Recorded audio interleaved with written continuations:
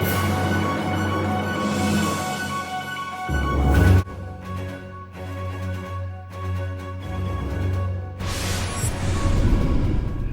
you guys doing today? It's your boy Zarel. I just wanted to show you guys my new deck profile for my Egyptian gods, June 2nd. The update, I added a little cards to it. I am waiting on 2 spear modes and 2 card advances, so please forgive me for those, and let me get into the deck profile. I run 2 Winged Dragon of Ra, essential to the deck. Winged Dragon of Ra is a nice card. I do run the 1 Winged Dragon of Ra Mortal Phoenix. Use Foolish Burial, get him out to the graveyard, bring Ra out. If Ra is destroyed, go straight into Phoenix mode. Beautiful combo, and I do love this card. I do run 2 Obelisk the Tormentors. I like Obelisk. He already has a strong attack set for him. And then his second effect where he can pop 2 monsters and destroy your opponent's field is still beautiful and nice. I do run 2 of as well, Slifer the Sky Dragon. Now, a lot of people don't like Slifer, but I love Slifer personally. Once you put Mound of the Bound, he can't be targeted or anything like that. But my favorite thing about Slifer is his second effect is that if a monster is summoned on the field of your opponent, normal or special summoned, and their attack is 2,000 or less, they're automatically destroyed. And if it's 2,000 or higher, they automatically take a 2,000 attack point cut, which is beautiful in decks.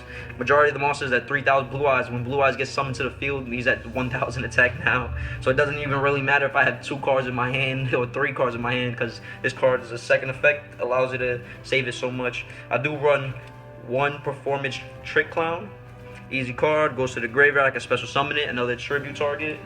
I do run double Marshmallow, can't be destroyed by battle. And plus, when you set this card and your opponent attacks it, he loses 1,000 life points, and then they stuck with 2 monsters they really can't do nothing about. I do run the 3 Ra's Disciple. That's a staple and mandatory in the deck.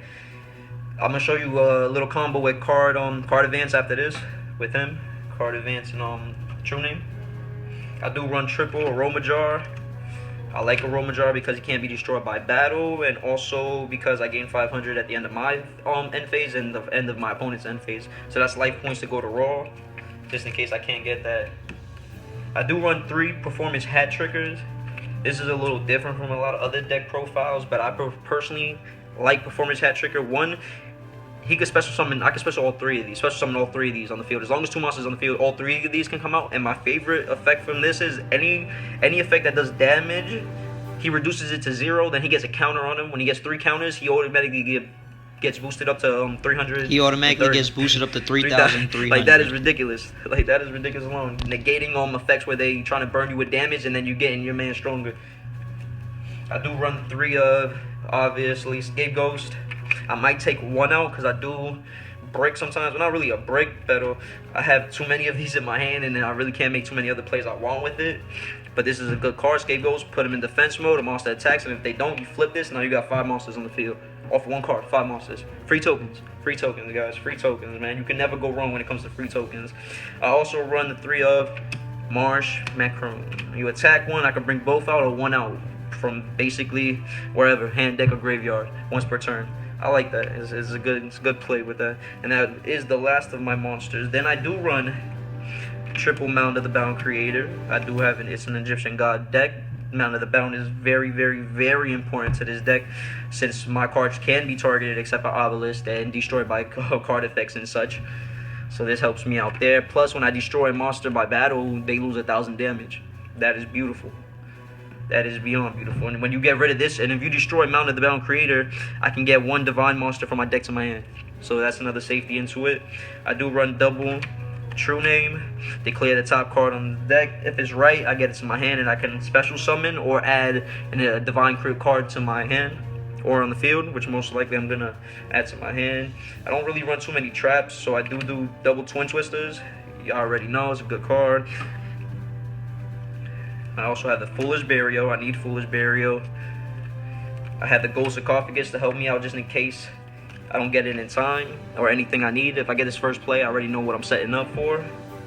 I'm gonna run triple the card advances. At the moment, I don't have it. I have 1 card advance, which is beautiful. Look up to 5 cards from the top of your deck, then place them in the top of your deck in any order you like. You contribute summon 1 monster in addition to normal summon slash set this turn. Beautiful. Like, you cannot go wrong with that. I do run a Foolish to send out that Phoenix quick and easy if I already don't Twin Twist or something. I do have Terraforming to help me find my Mount of the Bound Creator. That is very important in this deck. You need Mount of the Bound Creator to make Egyptian God cards really like the anime and like untouchable and indestructible. I do one Jar of Average just in case, one Draw Power, plus if I need to recycle anything, like my Mount of the Bound Creators. This is a good card. At first I never thought about using it. A lot of people won't use it in this deck, but I did verse my cousin, and my cousin kept popping my Mount of the Bound, man. He kept popping it. Like, he just hit it Twin Twist to MSTs. Like, he had it set up for me specifically. So once I used Jar of Avarice, I put it in the deck. I started bringing them all right back. It was a wrap. It was a wrap for that. So I really don't run traps. I do run triple Royal Decree. That's it. Negate all of the trap cards on the field. Trap effects on the field. Beautiful. Can't go wrong with that. Now, one of the combos I was trying to show you guys, or gonna show you, is with Card Advance, True Name, and My Buddies. Just one little one. So first off, if you have this in your hand, you start. Let's say you have this in your hand. Like, this is your hand. The other two cards don't really matter. Normal summon him. Activate this. Normal summon him. His effect pops off. You get both of these to the field. Activate Card Advance. Look at the 5 cards of your deck. Set it up any way you want it and such like that. Remember, you get a tribute summon already from that. So let's say you would have an Obelisk in the hand. So your Obelisk is going to come out after that. But before you do that, you activate the True Name. Now you declare that other card. And let's say you only have Obelisk in your hand. And you don't want Obelisk. You want to go into a Raw. Or you want to go into a Slifer. Perfect. You activate True Name. Declare the top card, because you already set your 5 cards on your deck. So you should know what the top card is. You bring that card to your hand, and then you can get another Divine Beast. And then you have these 3 monsters right here that, thanks to Card Advance, they get a summon, and you can tribute all 3 of them. And then you can bring out any one of them. You can bring out your Obelisk, your Slifer, your Raw, however you want to go into that. That's why I really like that. That's why I really like True Name. I really love Card Advance. Card Advance is the heart and soul of this deck. That's why I need to get 2 more, and I will get 2 more. I don't run an extra deck like that, but I do have... Sorry for the man, guys. I don't run an extra deck like that, but I do have my favorites. Number 31 and number 13, Embodiment of Punishment and Crime. I picture this as me and my brother, because it's just a perfect combo. When you have both of these guys out, it will wreck fields. This card right here would destroy opponents' hearts. Like, oh my. Like, they would see this and, like, it's game. Now, what this card is, let's say... I know you can't use the tokens as XZs, but this is just for an example, guys, just to show you a little bit about it.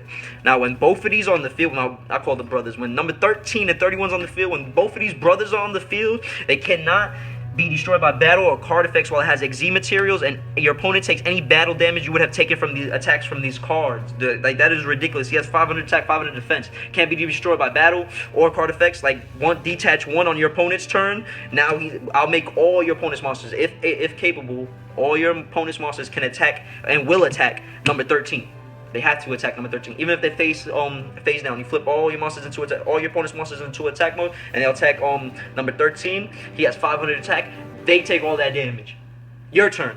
Boom, boom. Your turn. You draw to them. Now you start attacking with number 13. Boom, boom, boom, boom. They take that damage. You attack with 31. They take that damage. And your turn.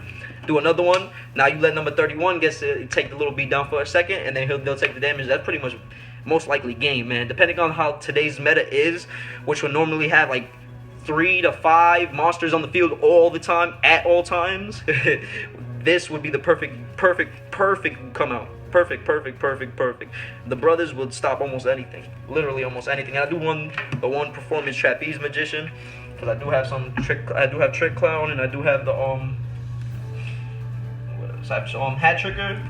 So, and I have a couple other 4 stars I can go into easy rank XZ, and this is just beautiful because I like my personal thing about this is that I can detach 1 card and I can allow my opponent to attack a second time, which I already have I'll have everything set up so it won't even really matter. And then then at the end of that turn they're destroyed. And not only that, I don't take no damage as long as this card is on the field. 25, its attack or less. I won't take no damage from its attack or less. So if I keep boosting it up, then that's really just game on that. And then I do run my little tokens. I don't know if you guys seen it. I do got that, one of these little tokens, and my Kaiba. token. I love Kaiba, man. Blue Eyes deck profile coming soon, guys. I'm just waiting on a package on Monday, and then if I get that package on Monday and everything comes out well, I definitely will be doing the deck profile Monday or Tuesday. But my Blue Eyes deck is my favorite deck, guys. That is my favorite deck of all time. And I will be showing you guys what I add into it and the little spices I do different compared to other people who might throw and put the deck together. I wanted to say thank you for watching this video. Please like, subscribe if you haven't already. My name is Zarel. I am new to this.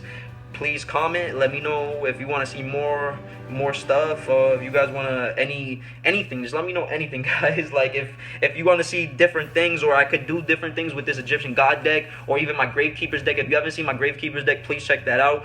I'm trying to get my Gravekeepers in for link summoning, and I'm trying to get the Blue Eyes deck for link summoning. I want those two decks to be monsters. I'm thinking about for my Blue Eyes deck to go a ritual round, like to do Chaos Max. Because when that link format comes out, I really don't need my extra deck too much. Because all I have to do is just keep going Chaos Dragon. That's just he's a beast himself. Well, thank you so much for watching, guys. Please like, subscribe, and comment. And holla at your boy Zarel.